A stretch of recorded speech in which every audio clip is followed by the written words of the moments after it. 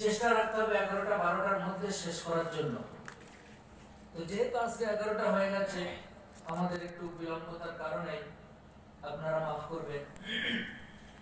চেষ্টা রাখবো যত শীঘ্রই পারবো শেষ করার জন্য, বলেন ইনশাআল্লাহ। তবে আরেকটা কথা আপনাদেরকে বলি, আল্লাহ পাক কিয়ামতের দিন যখন হিসাব নেবেন আমাদেরকে, তখন 21শে নভেম্বরের এই তারিখের রাত সেটি হিসাবের মধ্যে আসবে না আসবে না? আসবে। আমার সঙ্গে কথা বলতে হবে, যেহেতু কষ্ট আমারও হচ্ছে, আপনাদের একটু কষ্ট হবে, খুব শীঘ্রই ছেড়ে দেব।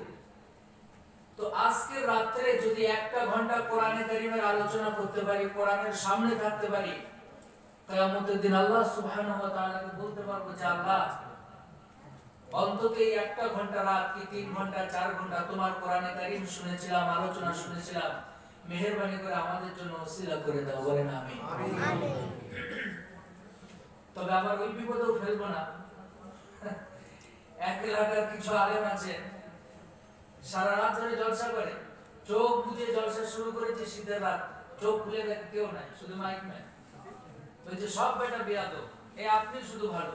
বলে হুজুর আপনি ছাড়তেও পারেন না, আমি তো যেতেও পারি না। এরকম মুসিবতের ওয়াজ শুনে লাভ নাই ভাই। বর্তমান গোটা পৃথিবীব্যাপী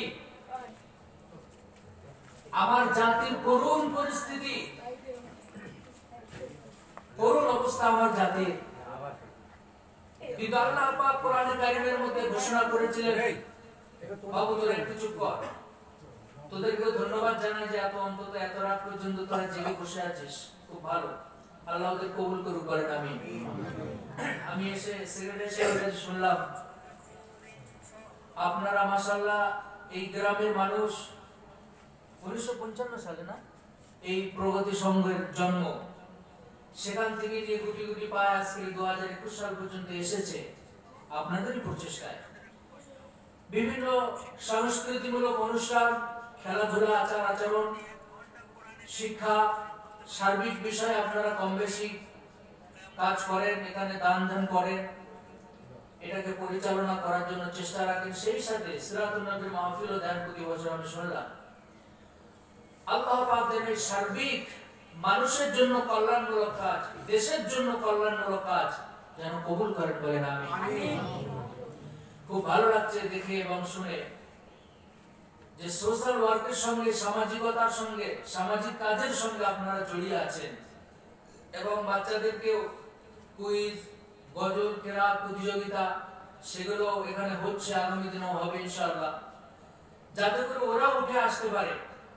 শুধু তথাকথিত মাওলানা আলেমদেরকে নিয়ে আসুন, আমি তার বিরোধিতা করছি না, তবে তাদের কাছ থেকে কিছু নেন, দিক নির্ণয় কিছু হোক আপনাদের। আগামী দিনে, আগামী বিশ্বে, আগামী সময়ে এই পরিস্থিতি থাকবে না। পরিস্থিতির বদল হবে, সময়ের বদল হবে, দুনিয়ার যুগ আরো আপডেট হবে। আজ থেকে যারা বয়স্ক মানুষ আপনারা আছেন বলতে পারবেন মোবাইল কি জিনিস 2000 সালের আগে আপনারা কেউ শোনেননি। অলওয়েজ শুনেছিলেন পুলিশের কাছে থাকে, বিভিন্ন জায়গায় সিকিউরিটি তাদের হাতে থাকে, নেতা মন্ত্রীদেরকে রিসিভ করার জন্য, সিকিউরিটি দেওয়ার জন্য, গার্ড দেওয়ার জন্য তারা সেগুলো ব্যবহার করতেন। ট্রাফিক ব্যবস্থায় এগুলো ছিল, আমরা দেখেছিলাম। সেখান থেকে কি আমূল পরিবর্তন। আরো বয়স্ক মানুষ যারা আছেন, ইলেকট্রিকও তো তখন দেখেননি, এলাকায় আসেনি। বিভিন্ন বিষয়গুলো আস্তে আস্তে আবিষ্কার হচ্ছে, মানুষ আপডেট হচ্ছে। সেই আপডেটের সঙ্গে শরীয়তকে সামনে রেখে আমাদেরকে কাজ করতে হবে। এটি যদি না করি তাহলে আমরা আগামী দিন যুগ জিজ্ঞাসা বহির্বিশ্বে তার থেকে আমরা ছিটকে পড়বো, আলাদা হয়ে যাব। আজকের এই এক শ্রেণীর মানুষ, এক শ্রেণীর মুসলমান আলেম বিভিন্ন ভাষায় তারা কথা বলে, আলহামদুলিল্লাহ ভালো কথা, কিন্তু তার ভিতর থেকে কিছু কথা বলছেন সায়েন্স শিখে কোনো লাভ নাই, ডক্টর শিখে কোনো লাভ নাই, ইঞ্জিনিয়ারিং শিখে কোনো লাভ নাই, শুধু কোরআন এবং হাদিসের শিক্ষা দিলেই যথেষ্ট। এটি এনাফ, যথেষ্ট মনে করলে হবে না ভাই।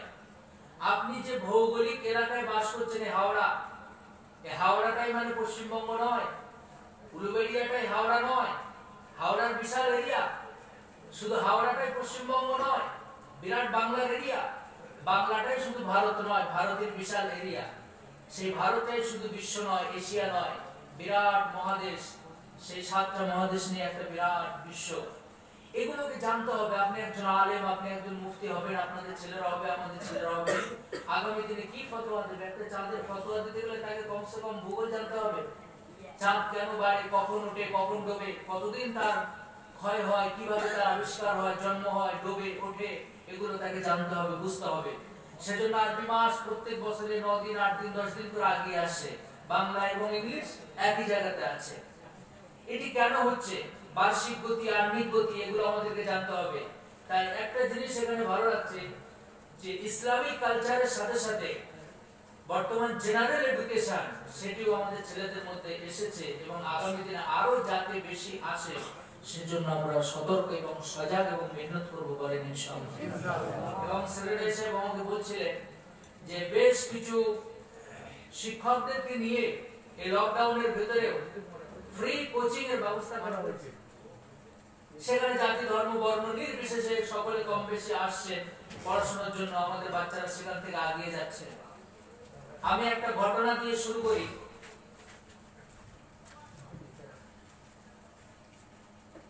আমার বোনের পরীক্ষা চলছিল, মাধ্যমিক। আমি কথা আসলো বলে বললাম শিক্ষার জন্য বলছি। বাদুরিয়া এলএমএস হাই স্কুল, ব্রিটিশদের তৈরি করা, উত্তর 24 পরগনার মধ্যে একটা সবচেয়ে বড় এবং পুরাতন হাই স্কুল। সেখানে যখন সিট পড়লো গেলাম, তো অভিভাবকদের একটা থাকার আলাদা জায়গা করে, আপনারা দেখবেন প্যান্ডেলের মধ্যে তাদেরকে রেখে দেয়। এদিকেও মাধ্যমিক হলে আপনারা যান, দেখেছেন। তো সেখানে আমি বসে আছি ওয়েটিং রুমে, বাচ্চারা সব পরীক্ষা দিচ্ছে ভিতরে, ভাই বোনেরা। তো একজন ভদ্র মহিলা, তিনি অমুসলিম ছিলেন। আমি মুসলিমদের মধ্যে দেখলাম ম্যাক্সিমাম মুসলিমরা টিফিনে করে লাঞ্চ নিয়ে এসছে, খাবার নিয়ে এসছে। কেউ মাংস, গোশত বলেন, যাই বলেন, আর মাছ, ডিম, ভালো ভালো খাবার নিয়ে এসে তারা খাচ্ছে। আমার তখন ছাত্র জীবন, আমি তো সব ঘর থেকে পাইনি, নিয়ে যাইনি, দুটো কেক খেয়ে নিলাম। পাশে ভদ্র মহিলাকে দেখলাম শুধু একটা পেঁয়াজ কাটা, লঙ্কা আর একটু পাট শাক, পাট চেনেন তো আপনারা, মনে হচ্ছে পানির থেকে সিদ্ধ করে তুলে নিয়ে এসছে, তিনিও খাচ্ছে। তো আরো 20 জন খাচ্ছে। আমার দেখে একটু সন্দেহ হলো যে এই মহিলাটা, ইনি তাহলে মনে হয় গরিব বোধ হয়, ভালো খাবার টাবার পায়নি। যখন পরীক্ষা ঠিক কাছাকাছি সময় শেষ হতে আসলো, তখন আমি ওনাকে জিজ্ঞাসা করলাম, কাকিমা কিছু মনে করবেন না, আপনার বাড়ি কোথায়? তো বাড়ি আমাদের ওইদিকে কাছাকাছি। তো সবাই খাচ্ছে ভালো ভালো জিনিস, আর আপনি খাচ্ছেন পাট শাক আর কাঁচা লঙ্কা দিয়ে ভাত, ব্যাপারটা কি? আপনার কি খুব পরিস্থিতি খারাপ? বলছে, বাবা আমার স্বামী নাই, আমার এক ছেলে এক মেয়ে। আমার এক যে ছেলে, সে বর্তমান ভিডিও, তার পোস্টিং আছে বর্ধমান, আমি ঠিক জায়গাটার নাম জানি না। ভদ্রমহিলা বলছেন তার মা। ভিডিও মানে কে জানেন? কথাটা তো শুনতে খুব মজা লাগলো, block level officer, development officer. আর এটা হতে গেলে কতটা পড়াশোনা লাগে? আপনাকে WBCS পরীক্ষায় পাস করতে হবে। শুধু পাস করলেই হবে না, র্যাঙ্ক করতে হবে। আবার শুধু র্যাঙ্ক করলেই হবে না, আপনাকে ট্রেনিং এ থাকতে হবে। সেখান থেকে আপনাকে প্রমোশন হতে হতে তারপর ভিডিও হবে। আপনি পাস করলে আপনাকে ধরে ভিডিও করে দেওয়া হবে না। কিছু প্রসেস আছে, নিয়মকানুন আছে, সেগুলো মেনটেন করে ওখানে যেতে হবে। অর্থাৎ প্রচুর মেহনত সেখানে লাগে। মেয়ে কি করে? মেয়ে বর্তমান আরজিকর ওখানে আছে, তিনি সেখানে প্র্যাকটিস করছেন, MBBS করছেন। মাশাআল্লাহ, ভালো লাগলো আমার কাছে শুনে। তো আমার কাছে মনে হলো একজন বিডিও অফিসারের মা পাট শাক দিয়ে ভাত খান। আমি এতে করে কাউকে ছোট করছি না। আর আমাদের মা কাকিমারা একটা পরীক্ষার সেন্টারে এসে তার মুখটাকে সামলাতে পারছে না, মাছ মাংস দিয়ে তাকে ভাত খেতে হচ্ছে। তো আমি পুরো ঘটনাটা শুনলাম এবং দেখলাম চিন্তা ভাবনা করে। তিনি বলছেন, সেই ভদ্র মহিলা, যে আমি ঘুঁটে গোবর, যেটা আপনারা বুঝেন, এটা বিভিন্ন জায়গা থেকে কালেকশন করে কুড়িয়ে নিয়ে এসে বিক্রি করে এদেরকে ছোট থেকে এত বড় করেছে। আর আমি নিজে অন্যের বাড়িতে কাজ করে আমার বাচ্চাগুলোকে বড় করেছি। আমার একটা বিরাট স্বপ্ন, যতদিন পর্যন্ত দুটো সন্তান আরো বড় জায়গায় না যাচ্ছে, আমি বললাম বড় জায়গায় যাওয়ার ইচ্ছা আপনার কি? আপনার লেখাপড়া কতটা? বলে আমি জীবনে কোনোদিন স্কুলের মুখ দেখিনি। এই হচ্ছে একজন মায়ের বক্তব্য। কিন্তু তার সন্তানের স্বপ্ন দেখুন, বলছে আমার ছেলেকে আইএএস অফিসার করার চিন্তা ভাবনা আমার আছে। আর আমার মেয়েও, তিনিও লম্বা চওড়া হেলথ ফিগারে, তো আমার ইচ্ছা আমার মেয়েটাকেও আমি অন্তত আইপিএস অফিসার বানাবো। একজন মায়ের এই চিন্তা ভাবনা অমুসলিম। আর আমার মা বোনেদের চিন্তা ভাবনা কোথায়? 4 পাস করলো, 6, 7 পাস করলো, মাধ্যমিক পাস করলো, তো পরে দিতে পারলে যেন বেঁচে যায় ফ্যামিলিগুলো, এরকম মন মানসিকতা। এখন তো গভর্নমেন্ট নিয়ম করে দিয়েছে 18 ছেলেদের 21 না হলে বিবাহ শাদী হবে না যদি দেন, আর যদি জানতে পারে প্রশাসন এসে আপনাকে সেই বিবাহটাকে বন্ধ করে দেয়। একদিকে ভালো কাজ করেছে, এই আমাদের গাফিলতির কারণেই তারা ভালো কাজ করেছে। কিন্তু মূল কথা হচ্ছে এই নারীকে তো ইসলাম সম্মান দিয়েছিল। এই নারীকে সেই গুহা বলেন আর কুয়া বলেন, সেখান থেকে রাসূল করিম সাল্লাল্লাহু আলাইহি ওয়াসাল্লাম হাত ধরে রানীর মর্যাদায়, রানীর সিংহাসনে বসিয়েছিলেন। তার নাম হচ্ছে ইসলাম, তার নাম হচ্ছে মুহাম্মদুর রাসূলুল্লাহ সাল্লাল্লাহু আলাইহি ওয়াসাল্লাম। আজকে আমরা সম্মান না দিতে পারার কারণে, লেখাপড়া না করতে পারার কারণে ভারতবর্ষের পার্লামেন্টে 3 তালাক নামক বিল পাস হয়েছে। আপনাদের খবর আছে? 3 তালাক বিল পাস। এই কাজ যদি আজকে কেউ করেন, 3 তালাকের মতন কাজ, আপনার 2 বছরের জেল অথবা জরিমানা দুটোই হতে পারে। খবরদার যেন এসব করতে যাবেন না। আল্লাহ হেফাজত করুন, বলেন আমিন। এই মুহূর্তে আমার একটা কবিতা মনে পড়ে গেল, কবি নজরুল ইসলামের কবিতা। তিনি বলছেন, বিশ্ব যখন আগিয়ে চলেছে আমরা তখন বসে, বিশ্ব যখন আগিয়ে চলেছে আমরা তখন বসে, আর বিবি তালাকের ফতোয়া খুঁজি কোরআন হাদিস চষে। সেই সময়কার আলেমরা, মুফতিরা তাকে কাফের বলে ফতোয়া দিয়েছিল। যে নজরুলের বোধহয় মাথাটা খারাপ হয়ে গেছে, আর নাহলে এরকম একটা কথা কিভাবে তিনি বলেন? তালাকের বিষয়টা পড়াশোনা করা, খোঁজাটা, এটি কি ফালতু কাজ? প্রিয় ভাইরা আমার, আমি বলছি না ফালতু কাজ, তিনিও বলেননি ফালতু কাজ, কিন্তু আজকের আমাদের ফালতু সময় এত বেশি হয়ে যাচ্ছে যেটা আমরা কল্পনাও করতে পারবো না। সেই সময় সম্পর্কে আল্লাহ সুবহানাহু ওয়া তাআলা কোরআনে কারীমের মধ্যে ছোট্ট একটি সূরার মধ্যে তুলে ধরেছেন, যার নাম সূরাতুল আসর। সুবহানাল্লাহ। আমি যদি আপনাদেরকে প্রশ্ন করি, পৃথিবীতে সবচেয়ে মানুষ অপচয় করে কোন জিনিসটা বলুন তো? সময়। অর্থ তো অপচয় করে, কিন্তু সময় এত মারাত্মকভাবে অপচয় করে, সেই সময়গুলো যদি কাজে লাগায়, বহির্বিশ্বে ইউরোপ কান্ট্রিগুলো বলেন, আর এশিয়ার কিছু দেশ বলেন, আমেরিকা বলেন, কানাডা বলেন, ফ্রান্স বলেন, ডেনমার্ক বলেন, অস্ট্রেলিয়া বলেন, নিউজিল্যান্ড, তাদের এত উন্নত কিসের? তারা তাদের সময়টাকে কাজে লাগিয়েছে।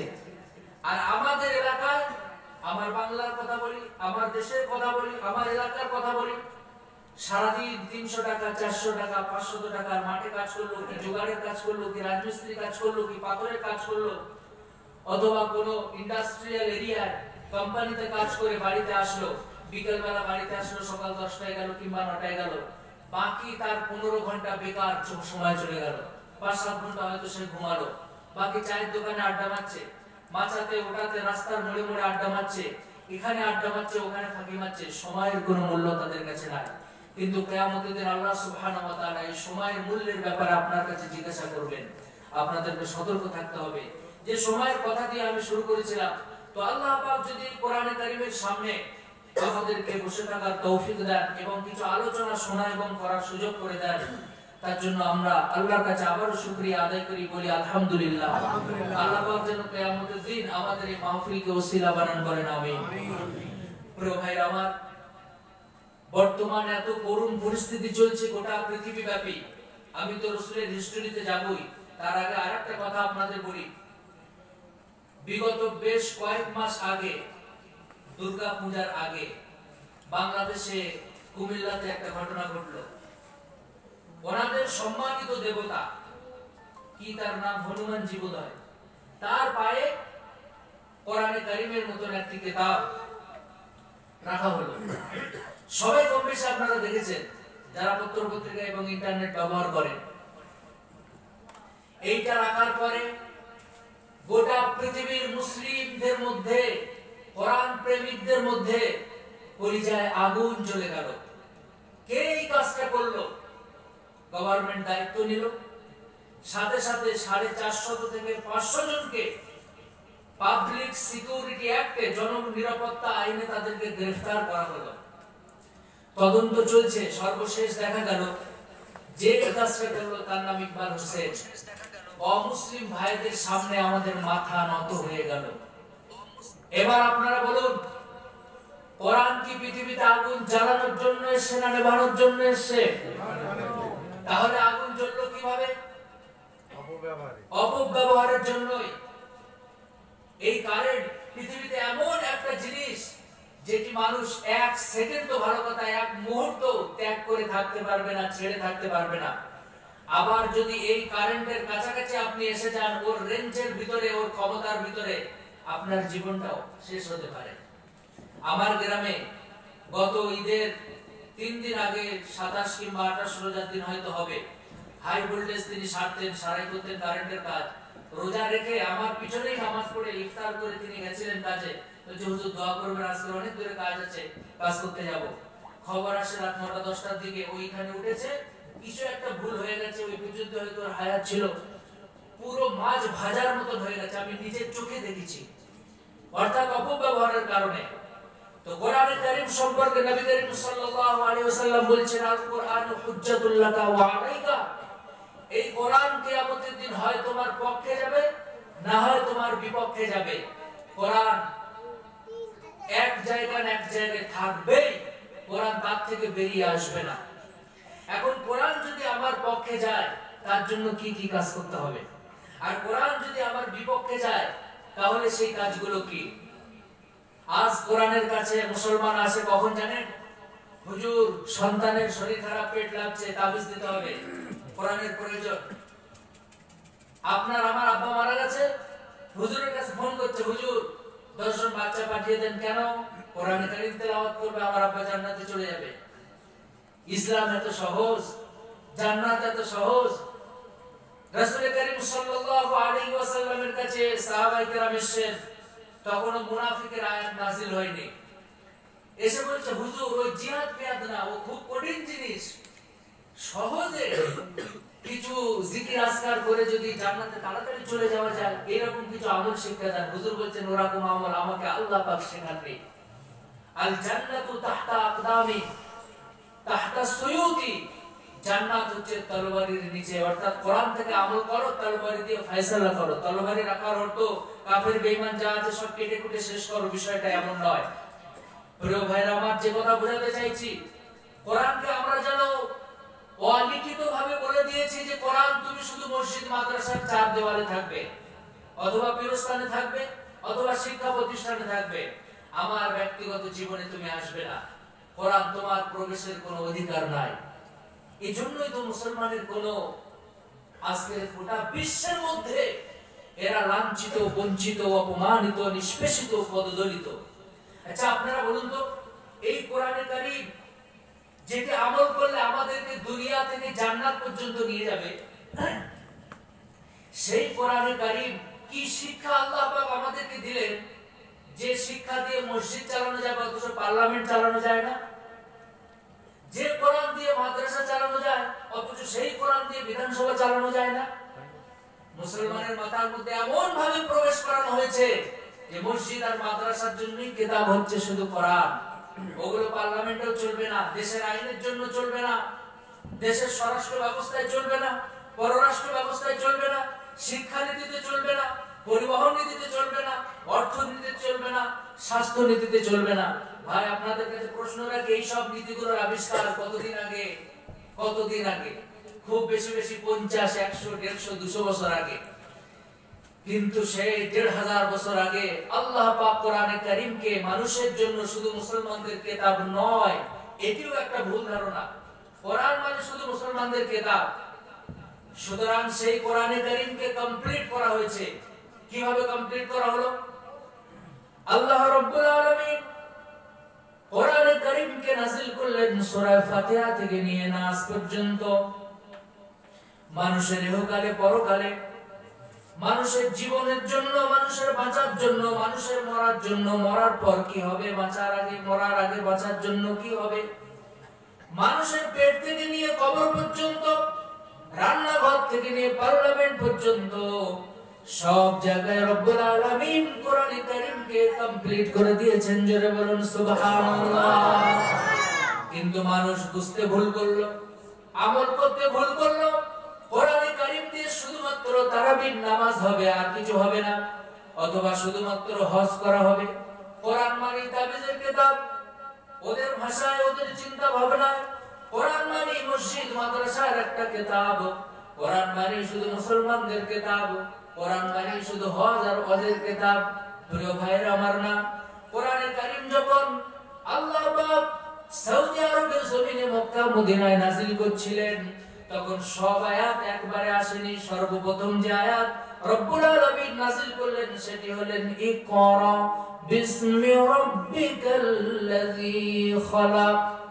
পড়ো তোমার প্রভুর নামে, রিড আর রিড, যিনি তোমাদেরকে সৃষ্টি করেছেন। সুবহানাল্লাহ করে। নামাজের কথা তো আসলো না, প্রথমে তো হজের কথা আসলো না, প্রথমে তো রোজার কথা আসলো না, প্রথমে তো জিহাদের ব্যাপারে কথা আসলো না, প্রথমেই এসে পড়াশোনা করার কথা। আর এই মুসলিম সমাজ, আমার সমাজ, পড়াশোনা না করতে করতে 100 বছর অন্য জাতির থেকে পিছিয়ে গেছে। বলেন নাউযুবিল্লাহ। যে কথা বলছিলাম, এই কোরআনে কারীম আমি মেন জায়গায় আসবো ইনশাআল্লাহ। বলেন ইনশাআল্লাহ। কুমিল্লায় রাখা হলো ওদের দেবতার পায়ের উপরে। গোটা মুসলিম সমাজের কলিজায় আগুন জ্বলে গেল। তাদের পক্ষ থেকে দাবি হলো গভর্নমেন্টের কাছে যে এই গুনাহগারকে, অপরাধীকে ধরে আইনের আওতায় আনা হোক, দৃষ্টান্তমূলক শাস্তি দেওয়া হোক। এইটাকে কেন্দ্র করে আমার বাংলার তো বিরোধী নেতা তিনি বলেই ফেললেন, ওই যে উপনির্বাচনের আগে যে বাংলাদেশের যা ঘটনা ঘটলো, আমরা বিপুল ভোটে জয়ী হব। বাংলার আপামর জনতা শুধু মুসলিম নয়, জাতি, ধর্ম, বর্ণ নির্বিশেষে তাদেরকে উৎখাত করে বঙ্গোপসাগরে নিক্ষেপ করেছে। আলহামদুলিল্লাহ পড়ে। আমরা বাংলায় বাস করি, কে হিন্দু কে মুসলিম আমরা জানি না, চিনি না। আমার ছোটবেলার শিক্ষক বাদল স্যার, বিনয় স্যার, দিলীপ বড়ুয়া এখনো রাস্তায় দেখা হলে কত ভালোবাসে। সাইকেল থেকে, গাড়ি থেকে, যেখানে যখন দেখা হোক তাদেরকে নেমে আমি আমার ভাষায়, আমার ধর্মে তাদেরকে সম্মান করি, শ্রদ্ধা করি। তারা মাথায় হাত দিয়ে বলে, বাবা অনেক বড় হও। আমরা তো হিন্দু মুসলিম চিন্তা আমরা জানতাম না। শুধুমাত্র রাজনৈতিক চরিতার্থ করার জন্য স্বার্থ আজকে এই বাংলায় ডিভাইডেশন করা হয়েছে। আমার এই মাইকের আওয়াজ যতদূরই যাক না কেন, জাতি, ধর্ম, বর্ণ নির্বিশেষে সকল মানুষের কাছে আবেদন, আমরা সবাই সম্প্রীতির পক্ষে। বলেন ইনশাআল্লাহ। প্রেম, প্রীতি, ভালোবাসা বাংলার জমিনে থাকবে। একই গ্রামে বাস করি, একই বাজারে হাট করি, একই স্কুলে পড়াশোনা করি, একই রাস্তায় ঘোরাফেরা করি, একই পুকুরে আমরা স্নান চান গোসল করি, একই বাজারে ওঠা বসা করি, একই চায়ের দোকানে চা খাই, একই কলের জল পানি আমরা খেয়ে মানুষ হয়েছি। আমরা হিন্দু, মুসলমান, শিখ, ইসাই, বৌদ্ধ বুঝি না। যে মানুষ, কোরআন আমাকে তাকে সম্মান করতে বলেছে। জোরে বলুন সুবহানাল্লাহ। আল্লাহ রাব্বুল আলামিন কোরআনের মধ্যে বলেন, খবরদার তাদেরকে গালি দিও না, তাদের দেবতাকে তুমি খারাপ কিছু বলো না, গালিগালাজ করো না, তাহলে হতে পারে ওরাও তোমার আল্লাহকে গালিগালাজ করবে। বলেন নাউযুবিল্লাহ। প্রিয় ভাইরা আমার, আজকে আমাদেরকে ইউরোপ আমেরিকা থেকে এসে গণতন্ত্র শেখাতে আসে, সমাজতন্ত্র শেখাতে আসে, কিন্তু রব্বুল আলামিন ১৫০০ বছর আগে আল্লাহ পাক কোরআনে কারীমের মধ্যে বিশ্ব শান্তি কিভাবে আসবে তার ফর্মুলা দিয়েছেন। যারা বলুন সুবহানাল্লাহ। নবী করিম সাল্লাল্লাহু আলাইহি ওয়াসাল্লাম ইন্তেকাল করলেন। প্রথম খলিফা হযরত আবু বকর তিনি ক্ষমতায় আসলেন, তিনিও বিদায় নিলেন। হযরত ওমর রাদিয়াল্লাহু তাআলা আনহু খলিফা হলেন, আমিরুল মুমিনিন, খলিফাতুল মুসলিমিন। তার সামনে একজন এসে বলছে, জাহাপনা আপনি তো আমাদের প্রধানমন্ত্রী, আমরা পূজা করার সময় যখন শেষ হয়ে গেল, আমাদের দেবদেবীকে ঢাকা দিয়ে সেখান থেকে, মন্দির থেকে আমরা চলে গেলাম, আর সকালবেলা এসে দেখলাম আমাদের সেই দেবদেবীর হাতটাকে ভেঙে দিল আর নাকটাকে কে কেটে দিল। যখন আপনার কাছে আমরা বিচার দিয়ে গেলাম, আপনি আমিরুল মুমিনিন খলিফাতুল মুসলিমিন, আপনি আমাদের প্রধানমন্ত্রী রাষ্ট্রপতি, আপনি দ্বিতীয় খলিফা হযরত ওমর, আপনি আমাদের এই বিচারটা করে দেন। জোরে বলুন সুবহানাল্লাহ। কে এসে কাকে বলছে? একজন অমুসলিম হযরত ওমর কে এসে বলছে আমার বিচার করে দেন। কেন বিচার করব? আমার দেবতা, আমি যাকে খোদা বলে মানি, আমার ভাষায় আমি যাকে পূজা অর্চনা করি, যে আমাকে বিপদ থেকে বাঁচায় বলে মনে করি, তার পূজা আমি করি। সেই পূজা করে যখন আমি চলে গেছিলাম রাতের আধারে, কে বা কারা আমার সেই মূর্তির হাতটা ভেঙে দিল, আমার ভগবানের হাত ভেঙে দিল, নাকটা কেটে দিল। তুমি আজকে আমিরুল মুমিনিন প্রধানমন্ত্রী, আমার বিচার করে দাও। হুজুরের পায়ের তলা থেকে মাটি সরে যাচ্ছে, কি সর্বনাশ! কিয়ামতের দিন কি জবাব দেব আমি? সংখ্যালঘুদের নিরাপত্তা আমি দিতে পারলাম না। কি আশ্চর্য ধরনের কথা! ওই সময় হুজুর আমিরুল মুমিনিন খলিফাতুল মুসলিমিন সাথে সাথে গোয়েন্দা বিভাগকে মাঠে লাগালেন আর বললেন, দেখো কারা এই অপকর্ম করেছে, যাকে পাবে ধরে আমার সামনে নিয়ে আসো, তার তদন্ত হবে, বিচার হবে ইনশাআল্লাহ। 1 মাস হয়ে গেল, তদন্তকারী তারা কাউকে খোঁজ পেল না, কে ভাঙলো, কে মূর্তি ভাঙচুর করলো, কাউকে খুঁজে পেল না। হযরত ওমর দুঃখ প্রকাশ করলেন আর বললেন, সে অমুসলিম ভাইটাকে আমার কাছে নিয়ে এসো, ডাকো। অমুসলিম ভাইকে নিয়ে আসা হলো। আমিরুল মুমিনিন, যার নাম শুনলে কাফের বেঈমানদের পায়ের তলা থেকে মাটি সরে যায়, সেই ব্যক্তি আমিরুল মুমিনিন ঘরের ভেতর প্রবেশ করে একটা তলোয়ার নিয়ে আসলেন আর বললেন, ভাই এই নাও, এটা দিয়ে আমি বিচার করতাম, এটা আমার তলোয়ার, তুমি রাখো তোমার কাছে। আর যেভাবে তোমার মূর্তির হাতটা ভেঙে দিয়েছে, ওইভাবে আমার হাতটা ভেঙে দাও। যেভাবে তোমার মূর্তির নাক কেটে দিয়েছে, আমি আমিরুল মুমিনিন প্রধানমন্ত্রী, আমার নিরাপত্তা দেওয়ার দায়িত্ব ছিল, আমি দিতে যেহেতু পারিনি, তাই আমার নাকটাও তুমি কেটে দাও। তবে ভাই শোনো, কিয়ামতের দিন যেন এই ব্যাপারে আল্লাহর দরবারে আমার বিরুদ্ধে মামলা করো না। সুবহানাল্লাহ। এই শিক্ষা তো আমাদের মধ্যে আছে, আমাদের ওই প্রেম প্রীতি লাগবে না, আমরা যথেষ্ট সজাগ, বলেন ইনশাআল্লাহ। আমি কুমিল্লার এই ব্যাপারে ধিক্কার জানাই, ঘৃণা করি সেই সব মুসলমানদের জন্য যারা অমুসলিমদের মূর্তি ভাঙচুর করেছে, যারা দোকানপাট লুট করেছে, যারা তাদের উপরে নির্যাতন করেছে, অত্যাচার করেছে। আমরা মাহফিল থেকে, কোরআনের মাহফিল থেকে তাদেরকে ধিক্কার জানাচ্ছি এবং ঘৃণা করছি। এই শিক্ষা ইসলামের নয়। কার কাছে পেয়েছো এই শিক্ষা তোমরা? ইসলাম প্রীতির শিক্ষা দেয়, প্রেমের শিক্ষা দেয়, ক্ষমার শিক্ষা দেয়, ত্যাগের শিক্ষা দেয়। জোরে বলুন সুবহানাল্লাহ। সেই অমুসলিম ব্যক্তিটা তিনি বলছেন, কি সর্বনাশ! আমি তো ভেবেছিলাম আপনি বিচারের ব্যাপারে ডিনাই করবেন, যে আমি পারলাম না, তুমি যা খুশি তাই করো, আমি তোমার এই কেস তদন্ত করতে পারলাম না। কিন্তু আপনি আমাকে বলছেন যে এই তলোয়ার দিয়ে আমার হাত কেটে দাও আর নাক কেটে দাও, কিন্তু কিয়ামতের দিন আমার ব্যাপারে আল্লাহর দরবারে কোনো অভিযোগ করো না। আপনি কোনো সাধারণ মানুষ নন। আপনি যদি প্রতিশোধে বিশ্বাসী হতেন, ক্ষমতার বলে বলিয়ান হতেন, তাহলে আজকে আপনার দরবার থেকে আমাকে বার করে দিতেন। আপনি সেই মানুষ নন। নিশ্চয়ই আপনি আমিরুল মুমিনিন এবং আল্লাহর রাসূলের ছোঁয়া, স্পর্শ, ভাব, ভালোবাসা আপনার মধ্যে এসে আমি আর কেন বাকি থাকি? হাতটা বাড়ান, আমাকে পড়িয়ে দেন। লা ইলাহা ইল্লাল্লাহু মুহাম্মাদুর রাসূলুল্লাহ সাল্লাল্লাহু আলাইহি ওয়াসাল্লাম। আল্লাহর নবী জনাবে মুহাম্মদুর রাসূলুল্লাহ সাল্লাল্লাহু আলাইহি ওয়াসাল্লাম তিনি বলেছেন, ও আমার উম্মতিরা, ও আমার সাহাবায়ে কেরামরা, তোমরা শোনো, তোমরা যেখানে বেশি হবে সংখ্যায়, তোমরা যেখানে সংখ্যায় বেশি হবে, মুসলমান যেখানে সংখ্যা গরিষ্ঠ হবে, বেশি হবে, আর ওই জায়গায় যদি অমুসলিমরা সংখ্যায় লঘু হয়, সংখ্যায় যদি কম হয়, আর তাদের উপরে যদি তোমরা কোনো নির্যাতন করো, অত্যাচার করো, আমি রাসূলুল্লাহ কিয়ামতের দিন ওই অমুসলিমদের পক্ষ সমর্থন করে মুসলমানদের বিরুদ্ধে আল্লাহর দরবারে মামলা দায়ের করব। সুবহানাল্লাহ। এর থেকে প্রীতির কথা আর কি হতে পারে? সেখান থেকে কুমিল্লার মুসলমান, কেন বিশ্বের মুসলমান, আমাদের শেখার আছে। মানব সভ্যতার শেখার আছে সেখান থেকে। আর এটাকে কেন্দ্র করে ত্রিপুরা, আসাম, বাংলা সহ গোটা ভারত সহ গোটা বহির্বিশ্বে যারা দাঙ্গা বাঁধাবার চক্রান্ত করেছে, আমরা তাদেরকেও ঘৃণা করছি। তার কারণ এটা ইসলাম সমর্থন করে না।